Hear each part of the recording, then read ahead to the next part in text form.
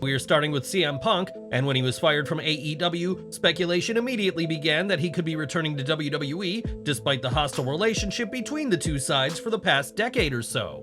While Punk sent out feelers to WWE, his attempts to return to the promotion were quickly rebuffed, but now it appears that the Chicago-made star could be returning after all. BWE reports that Punk was recently scheduled for a call with a few WWE board members, and the backstage feeling is that his return is happening at this point. It should be clarified that Punk having calls with higher-ups does not mean a deal is done, and on social media, Punk has poked fun at these reports of these alleged phone calls. In an Instagram story, Punk said he was meeting with Phil Zacco and Jack Tunney, two men who were key parts of the formative years of Vincent K. McMahon's Capital Sports, a precursor to WWE. In a separate post, Punk shared an image of a skeletal figure wearing a cloak saying, "Everything is going to be fine," leaving fans to speculate what Punk's post was in reference to. Whether Punk returns to WWE remains to be seen, but fans will get to see him at the upcoming APFC Milwaukee Fight Night 3 event, where he will be a special guest. Punk will be joined by the likes of Nate Diaz, Frank Mir, and illusionist Chris Angel to watch the 15-plus fights on the card, but it may not be long before we see CM Punk competing again himself. With Crown Jewel out of the way, WWE's attention turns to Survivor Series and the return of WarGames. But will we be seeing John Cena step inside the iconic double cage structure? BWE reports that while there's no word on whether Cena will be in WarGames, he was discussed in the past to feature in it, and added that Roman Reigns is a solid no for Survivor Series. While Reigns won't be around, BWE said that there are a couple of surprises planned for WWE's next PLE, and will John Cena be one of those surprises? Time will tell. When Seth Rollins retained the World Heavyweight Championship at Crown Jewel, a tweet from Will Ospreay made it clear that he's watching the Monday Night Raw superstar closely. Rollins would retort with a tweet of his own saying that the water is warm in WWE, and it may be a matter of time before he is a superstar. With Ospreay's New Japan contract to expire next February, many had assumed he'd be signing with AEW, given that he's appeared for the promotion several times. During Wrestling Observer Radio, however, it was said that WWE is absolutely in the picture, as is AEW, and that Will is going to be offered huge deals from both sides. Sean Ross Sapp of Fightful Select added that WWE has shown heavy interest in the British wrestler, and some within WWE have claimed that there have been talks between the two sides. It was added that Seth Rollins and AJ Styles could prove to be huge factors in signing the aerial assassin, as Ospreay has shown interest in facing both men in the past. As for the talks with WWE, they have seen preliminary overtures made, essentially giving Will a rough idea as to what he could expect if he were to sign with the company next year. Sources close to Ospreay did not confirm this, but what we do know is that AEW and Impact, soon to be TNA, have also shown interest in signing the IWGP United Kingdom Heavyweight Champion. And what about New Japan? Well, sources from that company said they'd love to keep Ospreay, but if he re-signed, they wouldn't expect him to sign the same type of full-time deal he's on now. But where should Will Ospreay go next? Should he be All Elite? Crossing the line with TNA? Or perhaps the top star of the anticipated NXT Europe? Leave your views in the comments below. Going into Crown Jewel, there was plenty of speculation about Drew McIntyre's contract and whether WWE were going to put a title on someone whose deal is expiring. Given that McIntyre lost in Riyadh, many saw it as a sign that he has not re-signed, so WWE did not want to make him the champion, but that isn't the case at all. BWE reports that McIntyre has locked in a new contract, and while details are currently scarce as to what this new deal entails, an update is expected soon enough.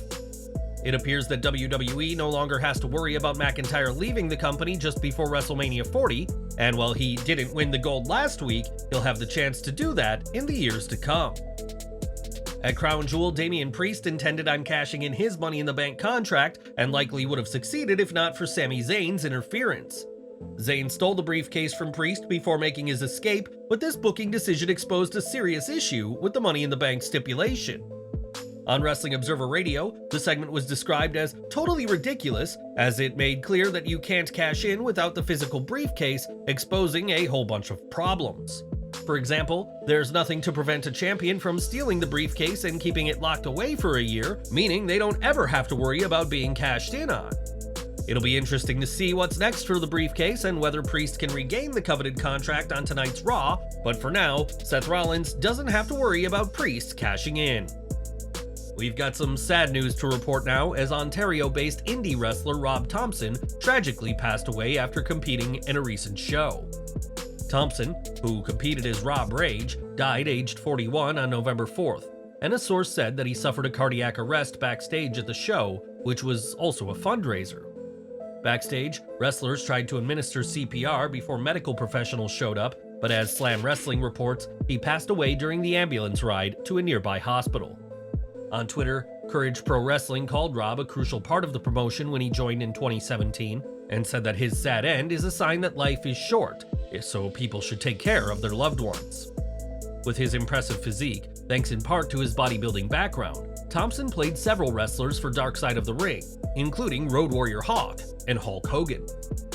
This is a sad situation, as Thompson was also the caregiver for his mother and owned a much-loved Rottweiler, and we'd like to offer our condolences to those who knew him at this sad time. At Wrestle Kingdom 18, Bryan Danielson will face Kazuchika Okada, provided the American Dragon is all healed up from his recent orbital bone injury. It was during New Japan's Power Struggle event in Osaka that Danielson laid out the challenge in a video, but that wasn't the original plan for the show, as Sports Illustrated reports. The original plan for Power Struggle, multiple sources confirmed to Sports Illustrated, is that Danielson was scheduled to issue the challenge in person to Okada, yet the injury prevented him from flying to Japan. Given these set of circumstances, an audible was called, and the decision was made for Danielson to challenge Okada through a video. Danielson's injury is expected to keep him out of the ring for the rest of 2023, and with Wrestle Kingdom being on January 4th, Danielson's return will be a late-minute call for all involved. Hopefully Danielson will be ready in time for New Japan's annual mega show, as he has his sights set on settling his unfinished business with Okada next January. It was only a few weeks back that news broke that the NWA had signed a deal with the CW in a massive win for the promotion that will allow it to appear on a major network. Now though, that relationship is in serious jeopardy thanks to the actions of Father James Mitchell at the company's recent Halloween-themed Samhain event. During the controversial segment, Mitchell was surrounded by women and heavily drinking, and was surrounded by white powder that he appeared to be snorting. Obviously, this was supposed to be cocaine, and House of Wrestling reports that this segment upset several higher-ups in the CW, and there's now a chance the NWA won't be on TV after all. Instead, there's a 90% chance that NWA Power and the company's reality show will only air on the CW app, despite the initial plan being for a syndicated broadcast. The segment was the brainchild of Billy Corgan, who has been optimistic that the CW will increase the NWA's audience and ticket sales, but this relationship may already be dead in the water. AEW Collision now, as the most recent show saw Lance Archer face Darby Allin, and despite the size of the Murder Hawk monster, it was Allin who got the win. The result was not what Archer's manager Jake Roberts wanted, and the WWE Hall of Famer had some big news to share after the match. In a post-match promo, Roberts introduced the Righteous, aka Vincent and Dutch, and commentary made it clear that Jake is building an army. As Vincent spoke about revenge being forever, Allin listened intently, which left him exposed to a sneak attack by Archer, who laid out the former TNT champion with a blackout. Archer has been with Jake Roberts for some time, but has yet to hold AEW Championship gold. But with the Righteous now in his ranks, it'll be interesting to see who could be next to join Jake's army. Each week, AEW produces 5 hours of TV, and that's not even including ROH, but with so much time to fill, are the stories we're seeing good enough for broadcasting? With live attendance numbers not what they used to be, and ratings also not at the same highs they once were, it seems the answer is no, or at least that's what Eric Bischoff believes. On his Strictly Business podcast, Bischoff said that the AEW stories are simply not good enough, and added that this has been the case for the past 2 years. Bischoff added that while many may see his negativity at AEW as bitterness that Tony Khan hasn't given him a job, he wouldn't want a job, as at this time of his life, it'd be too much of a burden. Eazy-E has made a handful of appearances for AEW in the past, but as his criticisms of the company grew, the offers to appear on the shows quickly dried up. AEW's apparent downturn hasn't been helped by what many consider a serious improvement in WWE's storylines, and Tony Khan clearly should do something to get those numbers back up. More from AEW as last week's Collision didn't face competition from WWE, given that the Crown Jewel show had already aired by the time Collision started. Even without competition, Collision saw a sharp nosedive in viewers, with just 356,000 tuning in to watch the show, with 110,000 in the 18 to 49 demographic. To put that number in perspective, 356,000 viewers is a decrease of 25% from the previous week's episode, which did 439,000 viewers, which itself was a decrease of the previous week's 482,000. AEW Collision started strong, but it has continued to lose viewers in recent weeks, leaving many to wonder what's to be done with the show that many believe was created solely for CM Punk. In April 2021, Pat McAfee joined the Smackdown commentary team, replacing Corey Graves, who was moved over to Monday Night Raw. For many, moving from SmackDown to WWE's longest-running and flagship show would be a huge win, but Graves didn't see things that way. On the Kurt Angle show, Graves recalled being hurt that he was being replaced on the Blue brand by someone who had little to zero experience as a wrestling commentator. He said, "I think the world of Pat McAfee. He again is such a strong persona, it's easy for me to play off of and rib him and get under his skin. I was a little upset professionally that I found out, hey, you're going from Friday Night SmackDown on Fox, the network show you kicked off with Michael Cole, and then I took it a little personally when McAfee replaced me. Not because of Pat, but it was sort of, I paid my dues here. I'm the guy that shows up week after week. I'm the guy that did both Raw and SmackDown for 2 years straight, never complained, and this is how you do me?" And again, I remember I was talking to my wife and just going, this isn't right. I have to do something about this. This isn't fair. I really took it hard. It had nothing to do with Pat being Pat. It was just sort of a professional issue, and she talked me off a ledge, and I had a few conversations with Cole. Michael Cole is my boss/therapist. So he talked me off the ledge as well, and looking back, it's business. Kurt, you know better than anybody else, sometimes you gotta do the stuff you don't want to do so that you can do the stuff that you do. It was a shock that I didn't see coming, but you know what? I dealt with it. We're all better off for it, I think. It wouldn't be until this year that Graves returned to SmackDown, and while he has a kayfabe disdain for McAfee whenever Pat appears, there was some genuine bad feelings not too long ago. Crown Jewel 2023 saw Logan Paul capture the United States Championship from Rey Mysterio, giving the Maverick his first taste of WWE Gold. Before Crown Jewel, Paul had been in a free agent role, but with the US title now in his possession, the YouTuber is set to be appearing on SmackDown exclusively during this title run. While there had been some speculation of a Raw return, especially given his brief recent alignment with Dominic Mysterio, Raw has no need for a second mid-card champ, especially given Gunther's dominance. It'll be interesting to see how often Paul is used, especially considering Roman Reigns' inconsistent presence, but if you want to see the Maverick, you'll have to tune in to Friday nights. When it comes to big stars in WWE, none are bigger, at least literally, than Omos, but despite his size, the Nigerian giant has been hard to spot as of late. Omos, who is classed as a free agent, last competed on TV during the SummerSlam Battle Royal, and until last night, his most recent match had been at a WWE live event in early September.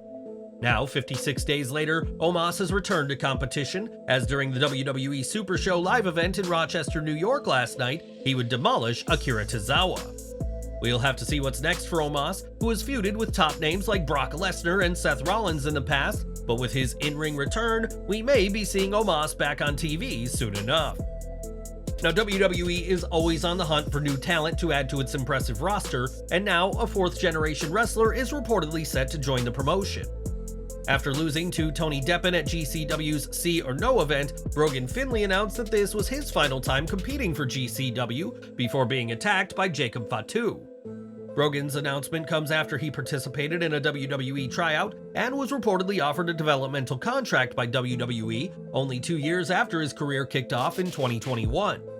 With his last name, it should be obvious that Brogan is the son of Dave "Fit" Finlay, who today works as a trainer for WWE, where he is a former United States champion. Whether Brogan will compete under the family name or go the way of Braun Breaker and Lexis King, time will tell. But with his GCW run, expect Brogan Finlay to be making waves in WWE in due time. As we mentioned, Rey Mysterio's reign as US champion came to an end at Crown Jewel, but while this wasn't the outcome the Hall of Famer was hoping for, Rey did make history in Riyadh. With Rey losing the title in Saudi Arabia, his reign marks the first time that a US title reign has begun and ended outside the United States in the title's near 50-year history. Rey's title reign begun in August when he substituted for Santos Escobar to defeat Austin Theory, and that match took place in Calgary, Alberta, Canada. Now that Paul is the champion, we'll have to see whether history repeats itself and he loses the gold outside the US, but for now, the Maverick plans on being the US champion for a very long time. Now next January will mark 2 years since Cody Rhodes' final AEW match, which saw the American Nightmare face Sammy Guevara in a TNT Championship ladder match. Cody, who was working without a contract at the time, would leave AEW for the following February, but Rhodes' final AEW outing could have been much different. Speaking to Sports Illustrated, the topic of Sting came up, and Rhodes revealed that he was offered the Icon as his final opponent in AEW. He said, "The last match I was offered in AEW was that match. It wasn't confirmed or anything like that, but just the little I had to do with his debut there is a wonderful memory. I was a little Stinger. Maybe I'll pull out a Stinger splash in his honor. Seriously, cheers to a wonderful career." Ultimately, the match never happened, and Sting will retire from in-ring competition next year. And while it'll likely not be Cody who ends the Icon's career, expect Sting to give his all at Revolution 2024. Now, Ric Flair recently made his debut for AEW, but his arrival as Tony Khan's gift to Sting has received a mixed response by many. Some have called out AEW for bringing Flair in given the controversy surrounding his alleged behavior on the plane ride from hell. But the Nature Boy doesn't see things this way. Speaking with ESPN, Flair said that everybody was friendly at the AEW show where he made his debut, and said that people are simply jealous that he's back on TV. The Nature Boy added that people want to see him do good, but not too good, and said that those who don't want him back on TV are out of your mind. At this time, Flair hasn't been announced for any upcoming events, but is expected to be appearing alongside Sting ahead of the Icon's retirement match next year. Sting has big plans for his AEW run, from having a war of words with MJF to being willing to take table bumps, and as far as Rick is concerned, there's a lot of people simply jealous of his AEW arrival. And we're ending with MJF, the reigning AEW World Champion, and for his lovable scumbag persona fans see on screen, the talented star has recently begun a new relationship. In a tweet, MJF was seen getting cozy with a mystery woman, which some believe to be wrestling media personality Alicia Atout. Atout did respond to MJF's post by sharing a devil emoji and the word ahoy, which many have taken as a sign that she is indeed the woman in the photo. Atout had a brief run as a backstage correspondent for AEW and would make her debut for the company at the inaugural Double or Nothing in 2019 and has interviewed MJF in the past. MJF had previously been in a relationship with Naomi Rosenblum, and the pair even got engaged in 2022, but as MJF shared in a promo on Dynamite earlier this year, their engagement has ended. Sean Ross Sapp would report at the time that the promo had a lot of truth and that he and Rosenblum split, and whoever this new woman is, we wish her and MJF all the best.